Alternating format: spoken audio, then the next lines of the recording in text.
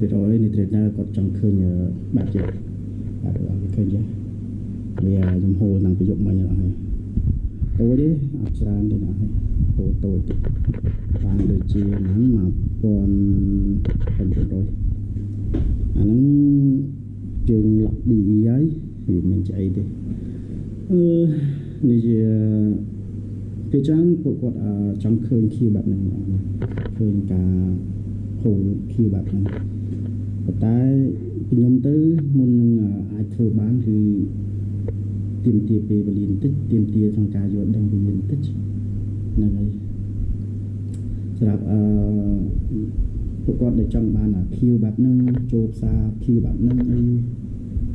ការគ្រប់គ្រងអារម្មណ៍បែបហ្នឹងអីអ្នកនរគ្នាអាចទាក់ទងមកខ្ញុំមកខ្ញុំនឹងជួយ support ដល់អ្នកនរគ្នាទៅលើបទពិសោធន៍នៅលើការត្រូវនេះកន្លែងយើងពាក្យសារអ្នកនេះពាក្យសារយើងហើយឥឡូវហ្នឹងមានអីទេអង្គុយមើល position ហើយអង្គុយយើងមើលវីដេអូមើល TikTok អីលេងទៅមានអីបងអត់មានអីធ្វើបងប៉ុន្តែទិសដៅរបស់យើងចង់ហូរតទៀតបងនេះចង់ហូរតទៅទៀតចង់ហូរប្រហែលជាល្បាក់ប្រហែលលេខទៀតប៉ុន្តែបើសិនជាយើងមើលឃើញថាផ្សារវាមានទម្រង់ដែលបែបមិនបន្តដំណើរទៅទៀតអានេះគឺយើងកាត់ដែរអញ្ចឹងណាបែបហ្នឹង